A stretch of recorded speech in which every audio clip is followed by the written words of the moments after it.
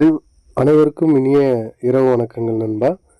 இப்போ நம்ம சொல்ல போகிற விஷயம் என்னென்னா, நான் வந்து ப்ரீவியஸ் வீடியோவில் நான் சொல்லியிருக்கேன் இல்லைங்க, கேரளா வந்துருங்க, கண்டிப்பாக நீங்கள் ஒரு 50% ஓகேனா கேரளா வந்துருங்கன்னு சொன்னது காரணம் என்ன, நம்ம ஊர் மாதிரி நல்ல இட வசதியெல்லாம் இருக்காதுங்க.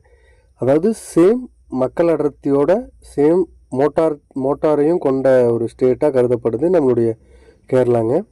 அதனால் அங்கே வந்து நீங்கள் ட்ரைனிங் எடுக்கும்போது மெஷர்மெண்ட், அதாவது வண்டியோட அலைன்மெண்ட்டுன்னு சொல்லுவோம் இல்லைங்க, அதை வந்து ஷியோராக நம்ம கற்றுக்கிட்டால் மட்டும்தான் அங்கே வந்து நம்ம வந்து எப்படி சொல்கிறது, சர்வே பண்ணி நம்மளால் ட்ரைவ் பண்ண முடியும். ஃபஸ்ட் டைம் கொஞ்சம் நீங்கள் வந்து ட்ரைவ் பண்ணும்போது கஷ்டமாக தான் இருக்கும்.